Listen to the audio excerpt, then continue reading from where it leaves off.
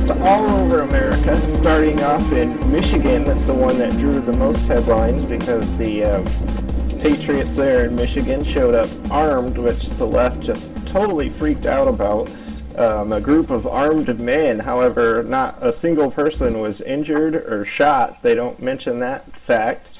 Yep. They're just totally disgusted by seeing the armed protesters in Michigan show up. I think it was just them showing off that they have rights still, and that they want to prove to the Governor Whitmer that they still have a Second Amendment right, along with the First Amendment rights that they're fighting for.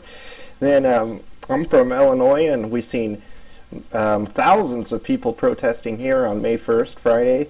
We had probably over 1,000 people in Springfield, the state capital, and then in Chicago there were hundreds out protesting there as well. And then California, Huntington Beach, California, Governor Gavin Newsom, he's been releasing criminals at a record pace, yet he is threatening to arrest surfers if they go surfing on the beach. Like, contacting the coronavirus outside surfing is a huge threat. I don't think I understand that one. Right. What do you make of the protests so far, Rob? And have you noticed the attention that the media is giving it? They just completely twisting words for the Trump supporters of saying. They're just trying to treat Trump supporters like the dumbest people on earth. Have you seen any of this coverage? I have, and actually, I've got to share with our viewers, I was actually out today, and I was trying to get footage. I'm in New York, and the sister state is New Jersey, and I was actually trying to get footage of people on the beach in Jersey. And it wasn't successful, unfortunately, but one of the things I wanted the takeaways is that when I went to the beach and I was looking, there was a sign as soon as you walk on that says, please practice social distancing, 6 feet apart, yada, yada, yada.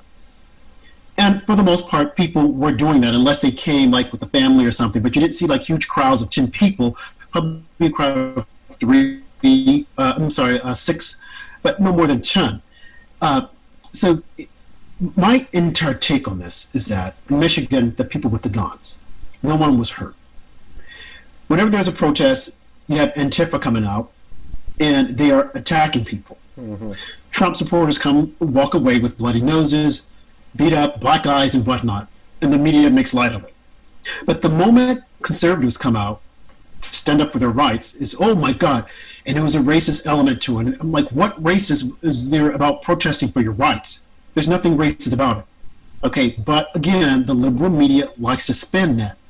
And it's so dangerous because you have people who go to places like CNN and MSNBC, New York Times and the Washington Post for their news. And when they see these headlines, they walk away thinking, this is what happened. Or when they see a snippet on TV. Now, they don't see the corrections when the newspapers or TVs come back and say, oops, we made a mistake. This actually didn't happen. Or this was from a file photo. They don't see that. And the media won't blast that all over it. They'll hide that. So what exactly is wrong with wanting to get back to work? Yes, we have to be safe about it. But we can't stay in indefinitely thinking that the government is going to pay our way. You see how the media keeps acting like these people are protesting because they need a haircut? I don't know how many times I've seen that. It's like, these people are losing their homes, they're losing their jobs. Exactly, their livelihood. Right. Yes, it's very serious. If the tables were turned, and if it was the media who was about to lose their job, I bet you anything they would be out saying, oh, we need to report the news, we need to be out here. I spoke to a friend of mine who lives in Atlanta, and he was concerned about, Georgia opening up and whatnot. So he wanted to test it. He went out for a haircut, and he says, it's unbelievable. He said, you go in for some of the salons. He said, they'll take your temperature, and they will only allow 2 patrons in at a time. Mm. And the stylist that's doing your hair, they're covered up, and they make certain that you sanitize all over before they touch you. And then for men, because a lot of times men will get shaves, he said they sanitize their hands again to make certain, that when they touch you, that if there's anything that was on their hands, they've gotten it off. So people are practicing safety. So why can't we open up? While you have the Governor Spritzer, he's trying to keep everyone on lockdown, but his wife is zooming all over the nation on an airplane. Mm-hmm. And he feels that, oh, we can't talk about that. No, buddy, we're going to talk about it. Because if you want me to stay inside, why can't she stay inside and stay put? It's like, come on. This is just common sense. And to me, it's scary because I see this as a grab of power. Absolutely. These governors, especially Governor what is her name, Whitmer or whatever? Yeah, from Michigan. Michigan. I mean, they're trying to seize power. They're trying to take away your basic rights. They want you to stay inside for as long as possible. And if they continue to push this, people will get hurt because people are going to go to the streets and say, I can't take it.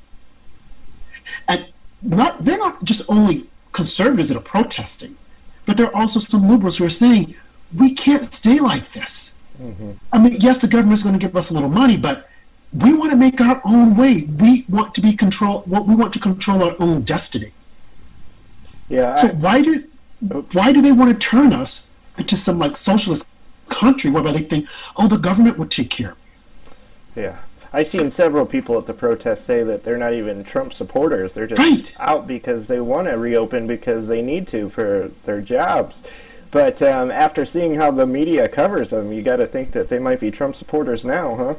Right. Well, they may be Trump supporters now, and if they're not, I would tell them they might want to reconsider. They might want to say, and if they don't, they might want to change who they vote for come this November. Because I'm telling you, the Democrats will keep you locked in indefinitely. This is what they want. They want the economy down in the toilet. They don't care about opening up the economy.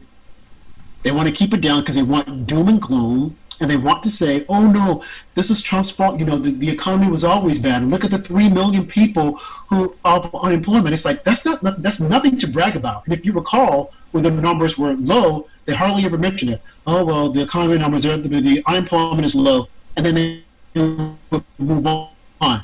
But now we have these huge numbers. They talk about it nonstop. And people, we as human beings, we cannot sustain this. We're sociable creatures. We want to make our own way. We don't like this doom and gloom all the time that the media enjoys reporting. They don't want to report about, well, you know, we need to get out there. We need to work. It's always, we got to stay inside. We got to stay inside. Stay inside for what? Okay, look at the models that they have. The models were incorrect. Okay, we stay inside to 2020 until there's a vaccine. Okay, there's a vaccine for the flu. How many people take it? So if we do come up with a vaccine for coronavirus, how many people are going to actually say, oh, I'm going to take it so that I don't get it? They'll be afraid because the media has scared the bejesus out of everyone with doom and gloom. That has not happened. Look at New York City. We have the U.S. Comforter here. It's now getting ready to leave, and they told us, oh, there are going to be millions of people there. The hospitals are going to be empty. It didn't happen. So people need to get out. And I support them coming out and saying, hey, we want to work. Of course, be safe when you do it. But we just can't stay locked inside forever. It's ridiculous. But this is a thought process for many of them. Stay inside, we'll seize their civil liberties, we'll take their guns, we'll take this, we'll tell them that they can't. And here's the next thing, Andy. The next thing is the meat. I don't know if you've been hearing, like, oh, there's going to be a shortage in beef. I don't eat a lot of beef. But it will be beef, then pork, then chicken. Oh, vegetarian. I just don't trust these guys. I don't trust them at all. Every week it's a new emergency. It's a new emergency every week. Why do you have to rush to the grocery store? Yep. I remember a couple weeks ago it was dairy, now it's meat. Yep. Every week it's